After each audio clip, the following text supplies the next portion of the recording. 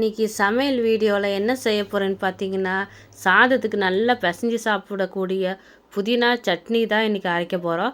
இது டிஃப்ரெண்ட்டாகவும் இருக்கும், நல்லா டேஸ்ட்டாகவும் இருக்கும். சாதத்துக்கு இந்த மாதிரி புதினா சட்னி அரைச்சி சாப்பிட்டா ரொம்ப நல்லாயிருக்கும். சாதத்துக்குன்னே இதை அரைச்சி சாப்பிட்றது டேஸ்ட் ரொம்ப நல்லாயிருக்கும், சீக்கிரமாகவும் கெட்டு போகாது.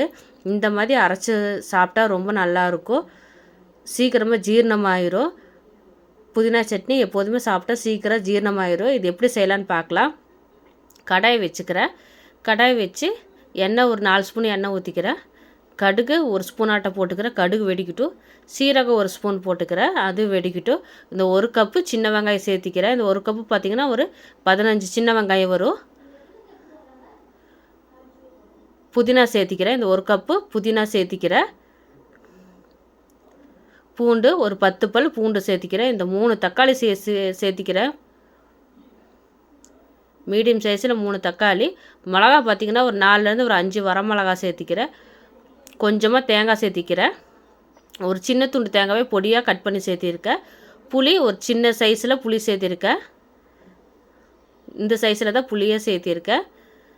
தக்காளி சேர்க்கறனால புளி கொஞ்சம் கம்மியாக சேர்த்திக்கிறேன். சேர்த்து இதெல்லாம் நல்லா வணக்கிக்கிறேன். நல்லா வணங்கி வரட்டும்.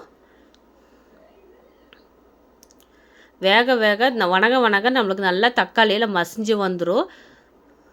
இந்த அளவுக்கு நல்லாவே மசிஞ்சு வந்துடும் பாருங்கள். தண்ணியெல்லாம் நல்லா விடுது பாருங்கள். தக்காளியில் இருக்க தண்ணியெல்லாம் எல்லாமே வெளியே வருது. நல்லா சுண்டி கொஞ்சம் வணங்கட்டும்.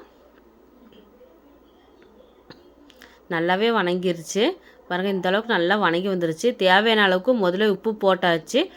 உப்பு போட்டு கலந்து விட்டாச்சு. அரைக்கும் போது பத்தலைன்னா கொஞ்சம் போட்டுக்கலாம். நல்லா ஆற வச்சுட்டு மிக்ஸி ஜாரில் போட்டு அரைச்சிக்கிறேன். மிக்ஸி ஜாரில் தண்ணி ஊற்றாமல் இந்த மாதிரி குறன்னு அரைச்சிக்கிறேன். இந்த மாதிரி அரைச்சதுக்கப்புறமா கொஞ்சமாக தண்ணி ஊற்றி நல்லா அரைச்சிக்கிறேன். சாதத்துக்கு சாப்பிட்றனால ரொம்ப தண்ணி ஊற்றி அரைச்சா நல்லா இருக்காது. கொஞ்சம் திக்காக இருந்தால் தான் ரொம்ப நல்லாயிருக்கும். இந்த மாதிரி கொஞ்சம் திக்காக அரைச்சிக்கலாம். ரொம்ப தண்ணியாக இருந்தால் தொட்டு பிணைஞ்சி சாப்பிட முடியாது. இந்த மாதிரி அரைச்சிக்கலாம். புதினா சட்னி சாதத்துக்கு இது ரொம்ப டேஸ்ட்டாக இருக்கும், ரொம்ப அருமையாகவும் இருக்கும். இந்த மாதிரி ஒரு டைம் ட்ரை பண்ணி பாருங்கள். சாதத்தில் போட்டு சாப்பிடும் போது அவ்வளோ ருசியாக இருக்கும்.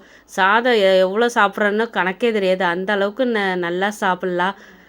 பிணைஞ்சி நல்லா சாதத்தில் போட்டு ரசம் ஒன்று இருந்தால் போதும், நல்லா செஞ்சு சாப்பிட்லாம் இந்த மாதிரி புதினா சட்னியை.